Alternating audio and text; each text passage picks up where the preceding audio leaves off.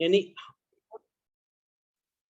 आज का लेक्चर है माइटोकॉन्ड्रिया, और माइटोकॉन्ड्रिया के बारे में मैं आपको समझाऊंगा कि माइटोकॉन्ड्रिया क्या करेगा, और माइटोकॉन्ड्रिया का जो जनरल स्ट्रक्चर है वो बता दूंगा मैं, और माइटोकॉन्ड्रिया के अंदर होता क्या है तो वो बताऊंगा। माइटोकॉन्ड्रिया एनर्जी प्रोवाइड करता है हमारी सेल में, और प्लांट की सेल में, दोनों में एक जैसा ही होता है, कोई फर्क नहीं होता दोनों में।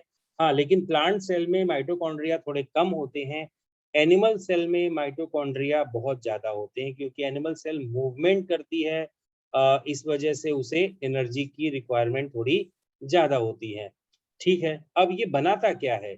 ये बनाता है एटीपी, यानी एडेनोसिन ट्राइफॉस्फेट, यानी एनर्जी मॉलिक्यूल बनाता है। अब आपको एक बात और बता रहा हूं मैं, ये एटीपी क्या होता है, एनर्जी मॉलिक्यूल का मतलब क्या होता है? मतलब ये, जैसे आप कहीं पर सामान खरीदने के लिए जाएंगे, तो उसको दुकान वाले को क्या देंगे? आप पैसे देंगे, तब तो वो आपको सामान देगा। यानी वो इन टर्म ऑफ करेंसी क्या है उसके लिए? आपकी पैसे। मैं आपने रुपए दिए उसको, तो उसने आपको सामान दे दिया। तो उसी तरीके से हमारी बॉडी में भी जब भी कोई काम होता है, काम मतलब ये काम ही मान लो आप, और जैसे मैंने हाथ उठाया अपना, तो मसल सेल्स में एनर्जी की रिक्वायरमेंट होगी। अब वहां पर क्या है, एटीपी काम में आएगा। कैसे काम में आएगा वो भी मैं आपको समझा दूंगा कि कैसे काम में आएगा। पर आप पहले ये समझो, एटीपी जैसे मैं बोल रहा हूं तो मेरी टंग, मेरे जो डायाफ्राम है, जो नीचे से हवा पुश कर रहा है ऊपर को, और उसके बाद जो लैरिंग्स है या जो वॉइस बॉक्स है वो काम कैसे कर रहा है। हर एक मूवमेंट हमारी बॉडी का, कोई भी एक मूवमेंट हो, जब हम सो रहे होते हैं तो भी हमारी बॉडी में एनर्जी कंज्यूम हो रही होती है, डाइजेस्टिव सिस्टम में, रेस्पिरेटरी सिस्टम में, ब्रेन के अंदर, हर जगह पे एनर्जी लग रही है। तो उस तरीके से energy in the form of ATP, यानी हमारी बॉडी की सेल्स एटीपी को रिकॉग्नाइज कर सकती हैं, लेकिन और किसी तरीके की चीजों को रिकॉग्नाइज नहीं करेंगी। मैंने अभी क्या बताया, जैसे कि और कोई करेंसी आपके पास, या जैसे आप बोलेंगे दुकान वाले को जाके कि भाई मेरे पास पैसे तो नहीं है, लेकिन ये ले लो और मुझे सामान दे दो, तो वो तो जमाने चले गए। पहले लोग करते थे बार्टर सिस्टम की, कुछ सामान दे दिया और पैसे मतलब दूसरा सामान ले लिया। बट अभी तो ऐसा नहीं है, आपको सामान खरीदने के लिए पैसे देने पड़ेंगे। तो उस तरीके से ये इक्वल सिस्टम है जो एटीपी जो है पूरा करता है हमारी बॉडी में एनर्जी का। अब ये तो जनरल इंफॉर्मेशन मैंने दी आपको।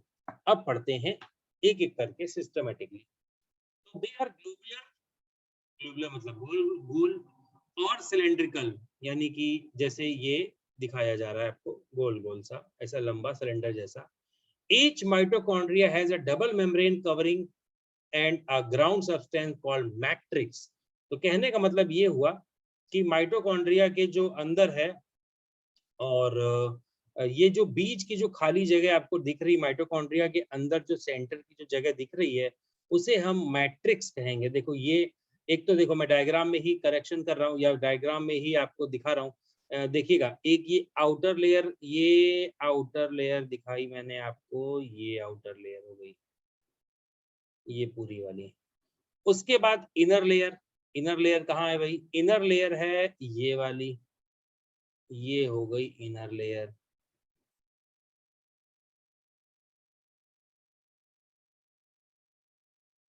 ठीक है, अब आउटर और इनर के जो बीच की जो लेयर होगी, उसको मैं, ये जो है बीच की जगह है यहाँ पे, इसको हम लोग मैट्रिक्स कहेंगे। यहाँ जो सॉरी सॉरी सॉरी, ये जो बीच की आउटर और इनर के जो बीच की जगह है, इसको इनर मेम्ब्रेनस स्पेस कहेंगे।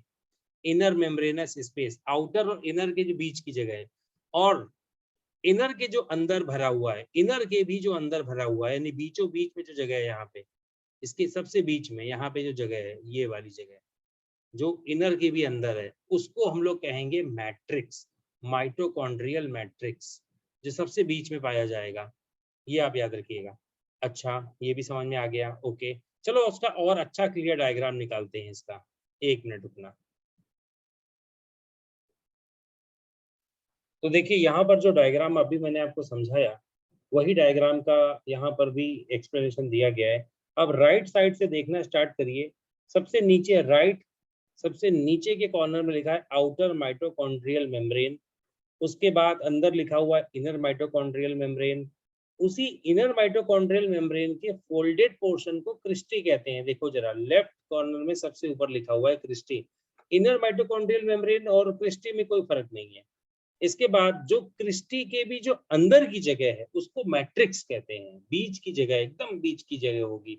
उसके बाद जो इन दोनों के बीच में जगह है उसको ट्रांस मेम्ब्रेन स्पेस या इंटर मेम्ब्रेन स्पेस कहेंगे। अच्छा, एक और खास बात है कि माइटोकॉन्ड्रिया को सेमी ऑटोनॉमस ऑर्गेनल के नाम से भी बुलाया जाता है। इसका क्या मतलब होता है कि माइटोकॉन्ड्रिया खुद से रेप्लिकेट कर सकता है, यानी सेल्फ रेप्लिकेट, यानी एक से दो माइटोकॉन्ड्रिया बन जाएंगे, अपने आप बन जाएंगे। वाह वाह, क्या बात है, एक माइटोकॉन्ड्रिया से दो नए माइटोकॉन्ड्रिया बन जाएंगे, याद रखना इस बात को। वो क्यों? क्योंकि उसके पास में खुद का डीएनए होता है। और बहुत सालों पहले ऐसा लोग मानते थे या साइंटिस्ट मानते थे कि माइटोकॉन्ड्रिया और क्लोरोप्लास्ट एक सेल थे, इंडिविजुअल एक सेल थे।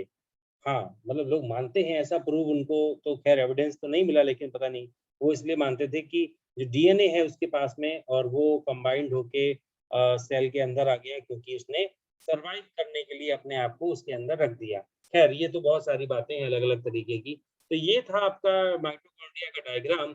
अब मैं इससे जुड़ी हुई कुछ और भी इंफॉर्मेशन है जो आपको मैं दे रहा हूँ, उनको समझिएगा। डायग्राम समझ में आ गया होगा आपको। अब एटीपी बनने की प्रोसेस, चलिए स्टार्ट करते हैं। एटीपी बनने की प्रोसेस वो कहाँ पे है? अच्छा, इसमें फंक्शन वगैरह, mitochondria are miniature power plant which produce energy in the form of ATP. ठीक है, ये आप लिख देंगे। Mitochondria provide important intermediate for like, नहीं ये मत लिखना। Synthesis of many amino acid अगर इन माइटोकॉन्ड्रिया, लिख सकते हैं आप, ये भी लिख सकते हैं, ठीक है ना, ये भी सही है। अच्छा, ये नोट जो दिया गया है नीचे, ये लिखना जरूरी नहीं है, ये लिखना कंपलसरी नहीं है कि माइटोकॉन्ड्रिया जो है क्या करता है। माइटोकॉन्ड्रिया के अंदर जो है सेल्फ रेप्लिकेटिंग पावर है, यानी डीएनए और आरएनए वगैरह इनके पास पाया जाता है, इसलिए सेमी ऑटोनॉमस ऑर्गेनल कहलाते हैं। ये मैंने आपको पहले ही बता दिया है। अच्छा, इसके बाद और क्या है, यहाँ पर कुछ और भी जानकारी दी गई है। जैसे कि यहाँ पर इनर मेम्ब्रेन का जो स्ट्रक्चर है, मैं ये तो लेवल था आपके स्कूल लेवल तक का, आप इतना लिख के आना। अच्छा, एक बार रीडिंग और बाकी है थोड़ी अपनी। The outer membrane of mitochondria covering in is smooth but the inner membrane is folded inward in the matrix. Inward मतलब अंदर के साइड को, टू फॉर्म क्रिस्टी, यानी जब वो फोल्ड होता है तो उसका नाम क्रिस्टी हो जाता है। ये यहाँ से देखना ध्यान से, the matrix of mitochondria contain enzyme. Matrix अभी याद करो, मैंने जो बीच की जगह बताई उसमें कुछ एंजाइम होते हैं। अब पूछो, अब आपको ये भी बताऊंगा मैं कि एंजाइम क्या होते हैं। एंजाइम जैसे कि कोई केमिकल्स होते हैं, और वो क्या करते हैं, कोई केमिकल रिएक्शन करवाते हैं। तो एटीपी को बनाना भी एक केमिकल रिएक्शन है, और ये and release the energy in the form of ATP. Therefore mitochondria called power house of the cell. तो आप एक काम करना, अच्छा ये नीचे फंक्शन आप कुछ भी मत लिखना, सब छोड़ देना। आप बस केवल और केवल इतना लिख देना, यहाँ से लेके यहाँ तक का ये वाला माइटोकॉन्ड्रिया का ये पूरा पैराग्राफ लिख देना, नीचे का फंक्शन छोड़ देना। और डायग्राम भी बनाना है आपको, याद रखना। आप डायग्राम चाहे यहाँ से बनाओ या आप अपने गूगल से सर्च करके बनाओ, कहीं से भी बनाओ, वो मुझे कंपलसरी नहीं है कि आप कहाँ से कोई अलग डायग्राम भी बना सकते हो, कलरफुल भी बना सकते हो। लेकिन स्कूल एग्जाम हो या मैं सब्जेक्टिव एग्जाम लूँ तो कलर वगैरह मत करना, डायग्राम को सिंपल ही रखना उसको, ठीक है ना। तो ये तो हो गया आपका माइटोकॉन्ड्रिया का स्ट्रक्चर। एक एक एक्स्ट्रा पॉइंट मैं आपको बता रहा हूँ, और एक एक्स्ट्रा पॉइंट बता रहा हूँ। इस डायग्राम में दिया गया है, एक नाम दिया गया है जिसका नाम ऑक्सीसोम यहाँ बीच में दिखाया जा रहा है, ये ऑक्सीसोम्स। तो मैं इनके बारे में भी आपको बताता हूँ। थोड़ा इस डायग्राम को मैं यहाँ बाहर लेके आ रहा हूँ। यहाँ पे आप देखना, ये इनर मेम्ब्रेन का डायग्राम है। जैसे ये इनर मेम्ब्रेन बनी हुई है, उस इनर मेम्ब्रेन में ऐसे छोटे छोटे से स्ट्रक्चर लगे हुए हैं, जिनके ऊपर ऐसे हेड पाया जा रहा है, ये ऐसा, जैसे कि कोई छोटा सा नन्ना मुन्ना सा ऐसा प्लांट जैसा रखा हुआ है, मशरूम जैसा। ये छोटे छोटे से हेड पाए जा रहे हैं जो आपको यहाँ पे दिख रहे हैं। इन हेड्स को ऑक्सीसोम बुलाते हैं। और जो ये एटीपी फॉर्मेशन जो होता है ना, इनके ही ऊपर होता है, इनके ऊपर ही कहलाता है। और इनका दूसरा नाम F1 पार्टिकल है, ये बात याद रखना। या तो इनको ऑक्सीसोम कहो या तो इनको F1 पार्टिकल कहेंगे, याद रखिएगा,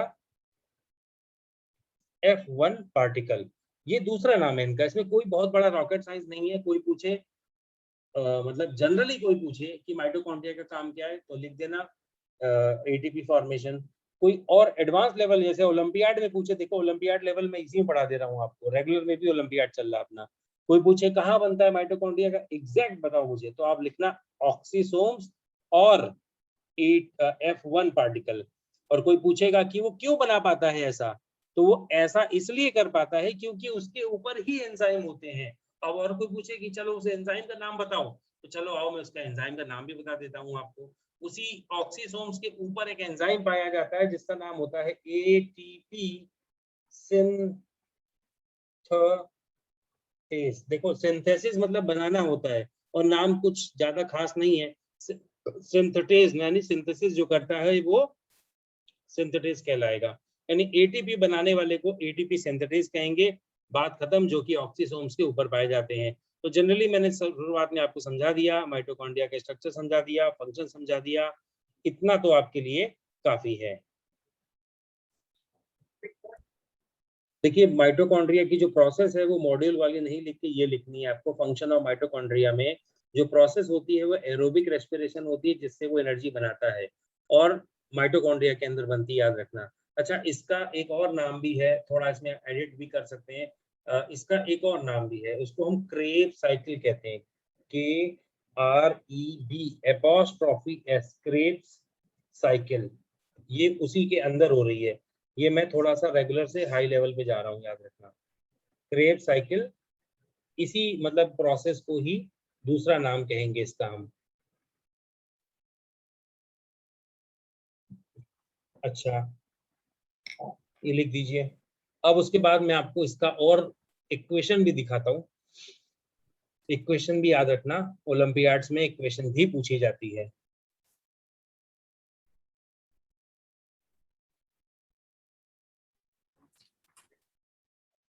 देखिए यहाँ पर जो प्रोडक्ट बन रहा है, जैसे ग्लूकोज जो है ये हमारा रॉ मटेरियल है, ब्रेक होता है ऑक्सीजन की प्रेजेंस में।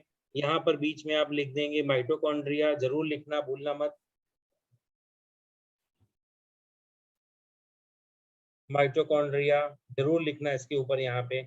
उसके बाद उसमें से ब्रेक डाउन होके क्या निकलता है, कार्बन डाइऑक्साइड और वाटर, और लास्ट में यहाँ क्या निकलता है, प्लस 36/38 एटीपी। ये बिल्कुल भी गलत नहीं होना चाहिए, ये ऐसे ही लिखना है 36/38 एटीपी।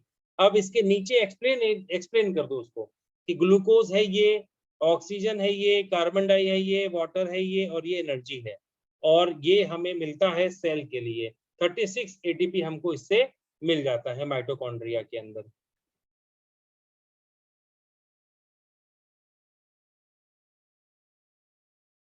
सर तो जो बाकी के रिमेनिंग 2 होता है तो वो कहाँ पे वो खुद ही जाता है? यूज कर लेता है, वो खुद यूज कर लेता है, प्रोसेस में यूज में आ जाते हैं।